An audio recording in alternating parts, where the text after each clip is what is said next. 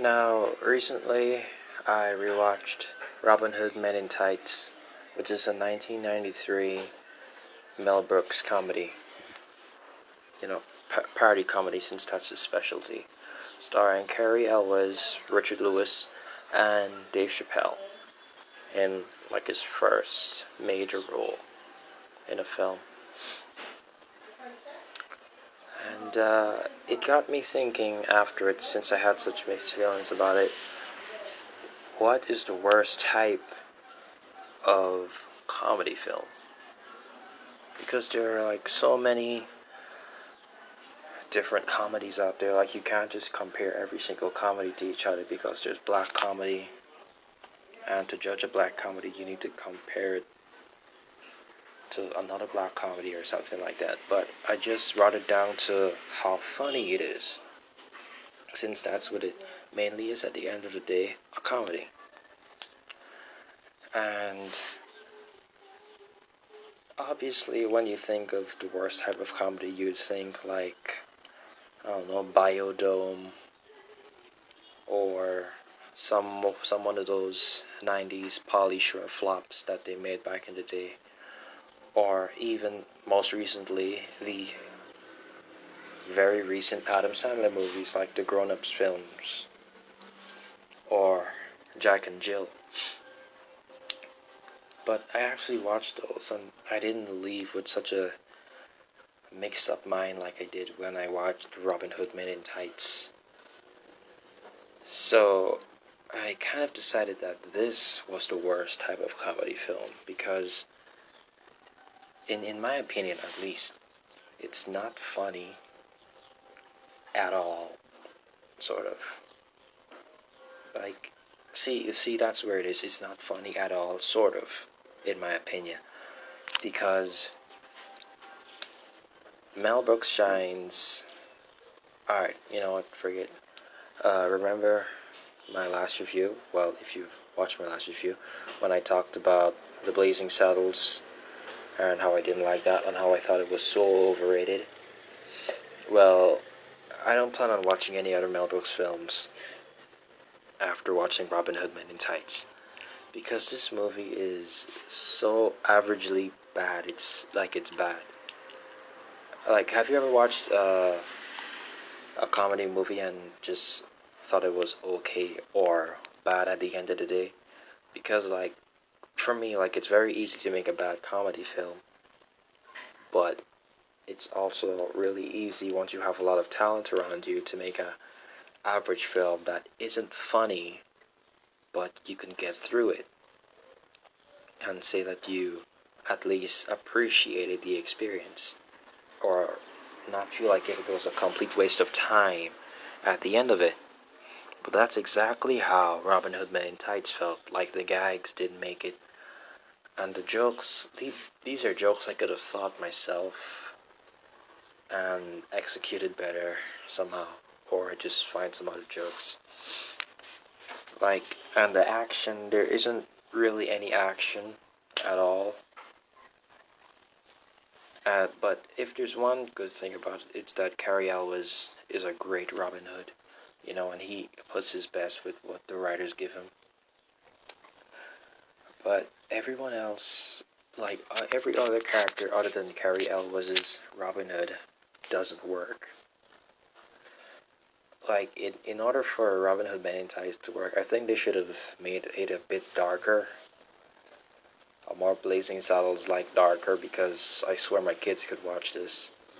Well, if I ever have kids, that is. Anyway, every single other character other than Robin Hood is poorly written, or barely written of, other than to just do whatever their main thing is that you can see from a mile away. Like, there's this guy who's blind, right? And his thing is that he can hear really well, or just be blind and miss people when he's trying to hit them, or miss poles, or run into poles all the time, or somehow acrobatically catch arrows because he heard it from a mile away or before it was even shot, but then miss it. just as a gag. And Dave Chappelle's gag in this film is that he's black. Just, I'm black, I'm Dave Chappelle, I'm black. And it doesn't work. Dave Chappelle is what doesn't work mostly in this film. It's just the way that he says his words. Like, this isn't the type of film that Dave Chappelle should be in. Just the way that he says his words doesn't fit into any of the context, even though he's trying to be funny. It just doesn't fit here. It's just sort of cringy and slow. And of course, keeping with tradition, Little John is big. And it's played from that father from Good Luck Charlie. Forgot his name. Yeah, he's Little John in the movie. And like his character as well isn't well written.